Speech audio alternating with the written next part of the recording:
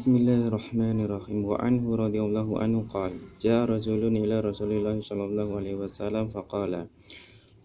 Dari Abu Hurairah radhiyallahu anhu, dia berkata, datang seseorang kepada Rasulullah sallallahu alaihi wasallam faqala, lalu dia berkata, ya Rasulullah, wa ya Rasulullah, man ahaqun nasi bi husni sahabati? Qala ummuka.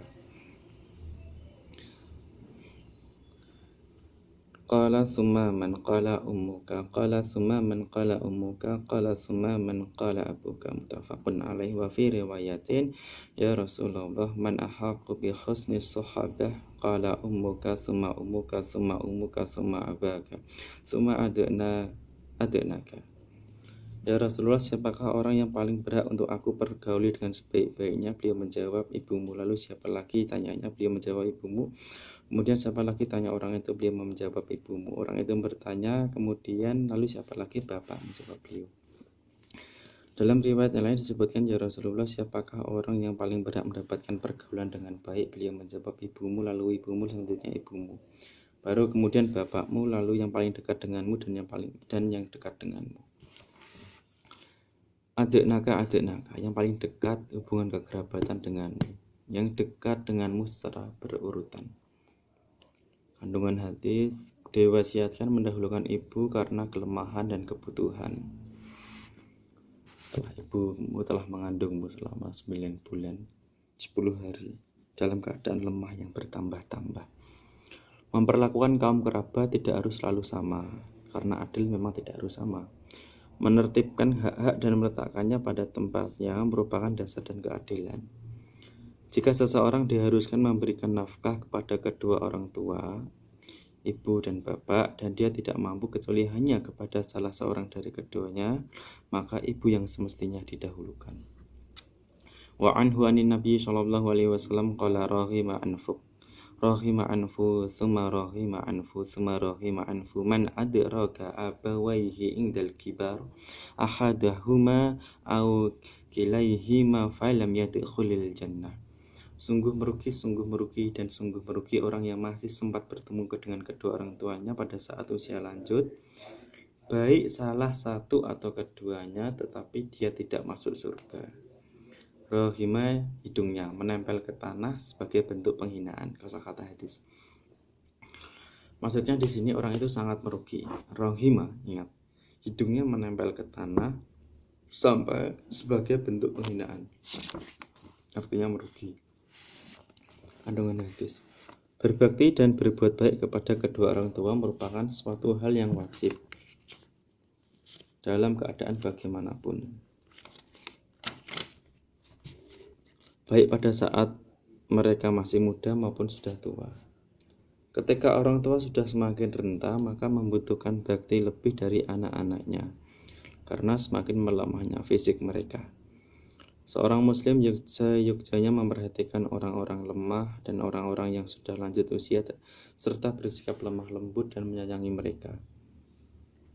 Durhaka kepada kedua orang tua mengharuskan pelakunya masuk neraka dan terusir dari rahmat Allah, sedangkan berbakti kepada keduanya menjadi jalan menuju surga. Wa anhu radhiyallahu anhu anna rasulan qala, ya Rasulullah, inna li qarabatan usiluhum wa yaqta'uni wa uhsinu ilaihim wa yusi'una ilayya wa ahlumu anhum wa yaj'aluna alayya.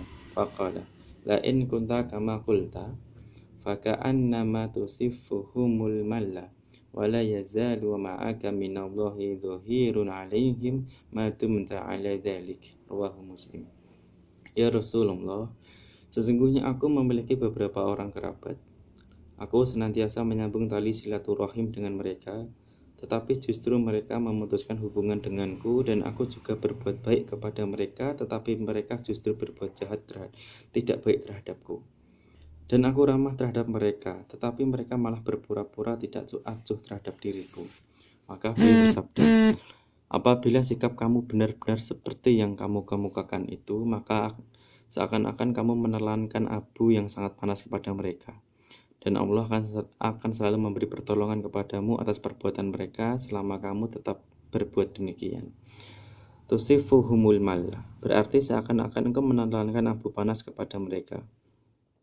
Yang demikian itu merupakan penyerupaan terhadap apa yang mereka terima akibat perbuatan dosa yang mereka lakukan, yang sama seperti rasa sakit yang dialami oleh orang yang memakan abu panas. Sedangkan orang yang berbuat baik kepada mereka tidak mengapa dalam hal tersebut. Sebab hal itu mereka peroleh akibat dosa besar yang mereka lakukan atas pengabaian mereka terhadap haknya, serta tindakan menyakitkan yang mereka lakukan terhadapnya. Wallahu a'lam. Dzahirun, memberi pertolongan. Dzahirun, memberi pertolongan. Dasar pokok dalam muamalah antar sesama kerabat adalah berbuat baik, saling menyambung tali persaudaraan, bersabar, dan juga saling mengingatkan. Sehingga tidak sebaliknya, tetapi harus bisa menahan gangguan. Gangguan dalam rangka menyambung tali silaturahim. Membalas keburukan dengan kebaikan merupakan pintu kembalinya pelaku keburukan menuju kebenaran. Sebagaimana firman Allah, idfa' billati hiya ahsanu fa idzal lati bainaka wa bainahu adawatun ka'annahu waliyyun hamim. Tolaklah kejahatan itu dengan cara yang lebih baik, sehingga orang yang ada rasa permusuhan antara kamu dan dia akan seperti teman yang setia. Menjalankan perintah Allah termasuk sebab datangnya pertolongan Allah bagi hamba yang mukmin. Pemutusan silaturahim merupakan penderitaan dan azab di dunia, sekaligus sebagai dosa dan beratnya hisab perhitungan di akhirat. Seorang muslim sudah sepatutnya mengharapkan pahala dari amal soleh pribadinya, dan hendaknya gangguan manusia serta pemutusan hubungan mereka terhadapnya tidak memutus perbuatan atau kebiasaan baiknya terhadap mereka. Dalam masalah ini kita perlu mengingat teguran Rabb semesta alam terhadap Abu Bakar radhiyallahu anhu ketika dia bermaksud memutuskan hubungan dengan Mustah bin Utsasah yang telah menyakitinya pada saat terjadi haditsul ifki. Maka waktu itulah Allah berfirman, wala ya'tali ulul fadli minkum wasa'ati ayyutu awlil qurba wal masakina wal muhajirina fi sabilillah wal ya'fu wal yasfahu ala tuhibbuna ayyaghfirallahu lakum wallahu ghafurur rahim.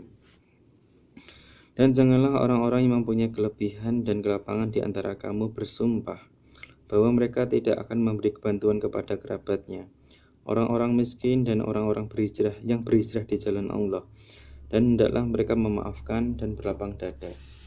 Apakah kamu tidak suka bahwa Allah mengampunimu dan Allah Maha Pengampun, Maha Penyayang?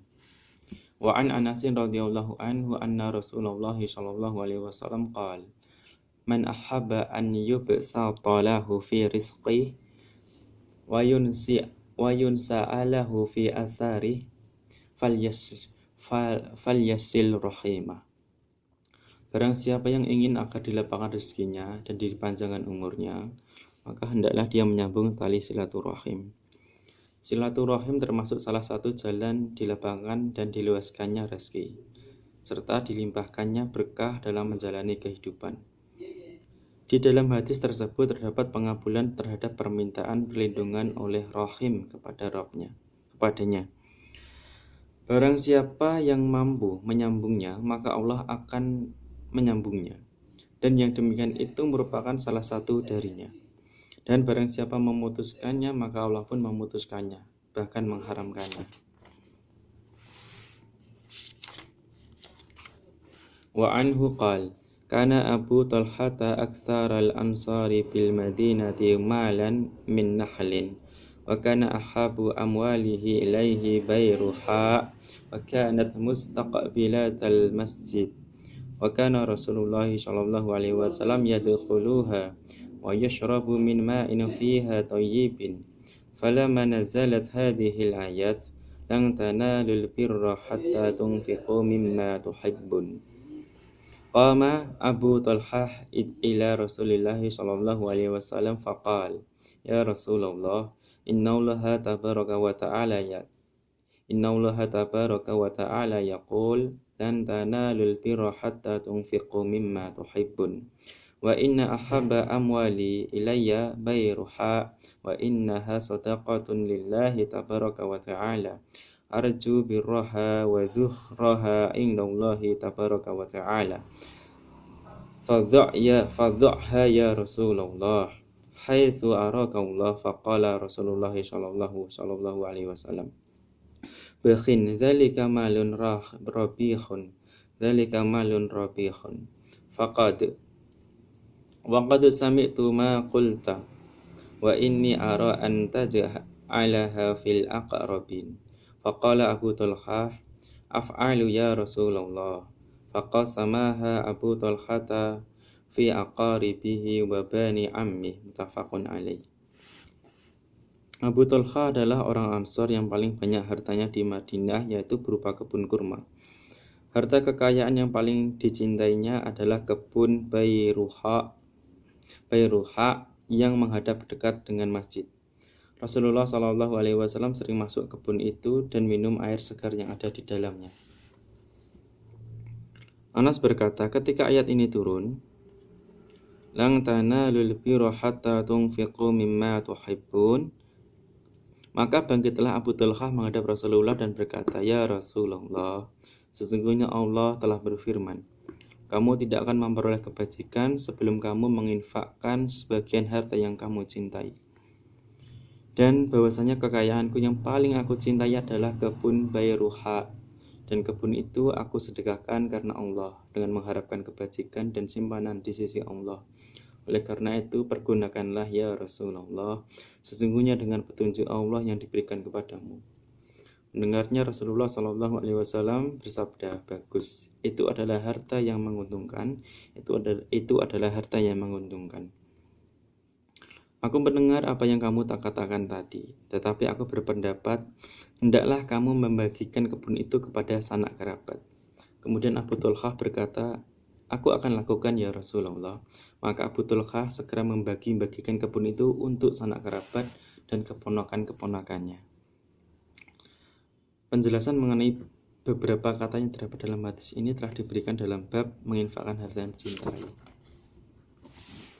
Wa an Abdullah bin Amri bin al-As radhiyallahu anhu maqala aqbala rajulun ila nabiyillahi sallallahu alaihi wasallam faqala ubayyuka ala hijrati wal jihadi abtaghil ajra minallahi ta'ala. Faqala fahal laka min walidayka ahadun hayyun? Qala na'am. Bal kilahuma qala fatabtaghil ajra minallahi ta'ala. Qala na'am. Qala farji ila walidayka fa ahsin suhbatahuma. Muttafaqun alaih wa hadha lafadz Muslim. Wa fi riwayatin lahuma ja'a rajulun fasta'dzanahu fil jihadi faqal ahayyun walidaka? Qala na'am. Qala fa fihima fajahid. Ada seseorang yang datang kepada Nabi Allah seraya mengatakan, "Aku berbaiat kepadamu untuk berhijrah dan berjihad dengan hanya mengharapkan pahala dari Allah semata." Beliau bertanya, "Apakah ada salah seorang dari kedua orang tuamu yang masih hidup?" "Iya, bahkan kedua-duanya masih hidup," jawab orang itu. Maka beliau bersabda, jadi kamu mengharapkan pahala dari Allah?" Dia menjawab, "Iya." Maka beliau bersabda, "Kalau begitu kembalilah kepada kedua orang tuamu dan pergaulilah keduanya dengan baik." Dalam riwayat lain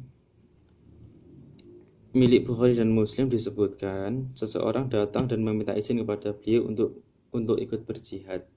Maka beliau bersabda, "Apakah kedua orang tuamu masih hidup?" Dia menjawab, "Iya, masih." Maka beliau bersabda, "Kembalilah kepada keduanya saja. Kembalilah kepada keduanya saja engkau berjihad." Kewajiban untuk berhijrah dan berjihad. Seseorang muslim hendaknya mengharapkan pahala dari Allah pada apa yang dia kerjakan dan apa